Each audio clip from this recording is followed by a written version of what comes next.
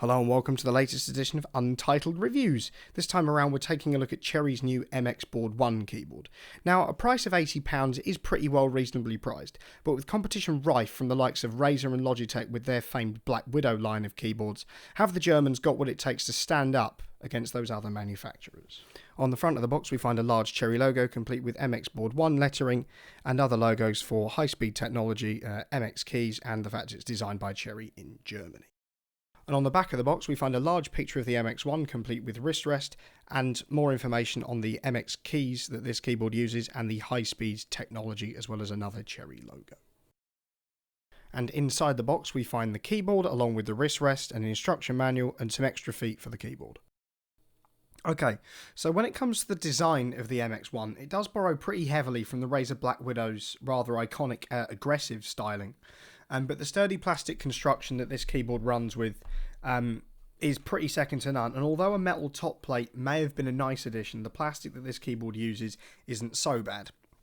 And especially when you consider that there is an integrated metal plate, there's pretty minimal deck flex from this.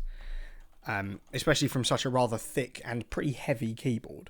Now the keycaps present here are, as far as I'm aware, laser etched, and they are still premium feeling, although two-shot moulding in any guise is always welcome. There is quite starkly a lack of additional macros that could be programmable in software, which would have been rather nice, but as this isn't really marketed as an outright gaming keyboard, it can be excused. It's mainly for writers according to the marketing material. Despite that though, there are additional multimedia keys and also a Cherry key in the top right hand corner, which allows you to lock the Windows keys as well as skip through tracks or pause them. On the subject of those multimedia keys, with the kind of bundled function key, you can also kind of do a bit more when it comes to backlighting, so you can change the levels up and down or turn it off completely if you so wish. There are additional accessories that the MX1 does come with. As we said in the last shot, there is a wrist rest that it comes with as well, which is a little bit fiddly to push into. It is a nice addition, but lack of a proper attachment mechanism, it isn't the most secure in the world above all, and makes the MX1 does lose a few marks on that front.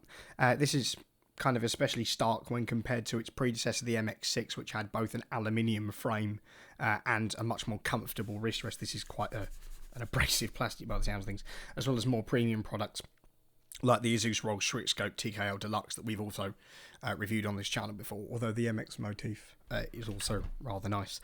There is also a 1.8 meter non-braided cable that you can just see kind of snaking out of shot there. It's pretty standard issue, but on the USB-A end of it, the illuminated logo does look pretty classy at that. With the MX1 being a mechanical board, it outweighs anything that's membrane in the land. Also being Cherry made, it features some well-known switches. With this you've got a choice of MX Silent Reds that you can see on the escape key there, hopefully with the backlighting, or browns. So you've got both linear and tactile switches offered. The browns suit me better, but the Silent Reds are equally good for gaming and also a little bit quieter, being a little dampened. Browns are better for typing and banging out essays, but if you want something that's a little lighter and easier to press, then Silent Reds are perfect for you.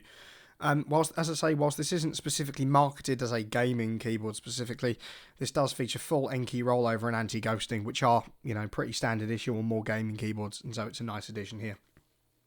The backlighting here, as you can see, is one colour. It's white. It is an LED that is mounted on the switch. They aren't clear housings like the MX RGB key switches.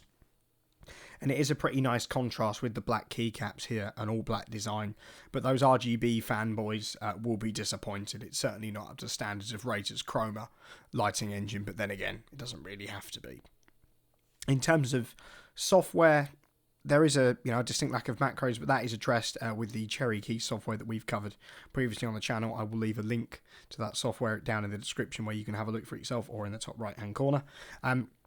You can program all 12 F keys to set functions, from anything to opening programs to setting lighting as it does there, for instance. So above all, it's a pretty standard keyboard with some nice features and some great key switches, rated for a whole 100 million actuations as well. So, in conclusion, should you buy the Cherry MX Board 1? Well, It's certainly reasonably priced for a mechanical keyboard. The switch choice is nice, and it really is sturdily built with minimal deck flex. And sure, it lacks RGB, and Razer's software with Synapse 3, for instance, is where this wins over Cherry keys. And a proper wrist rest would have been nice, but it's all down to personal preference. But if you're looking for a keyboard that isn't going to break the bank when it comes to money, you want reputable key switches instead of cheap Chinese clones, and something that is sturdily built with an integrated metal plate, then you're onto a winner with the MX1. As always, don't forget to like, share and subscribe to the channel, and if you want to purchase this and if you like what you see, there's going to be an Amazon link down in the description, and you're also supporting the channel if you choose to purchase through that link as well.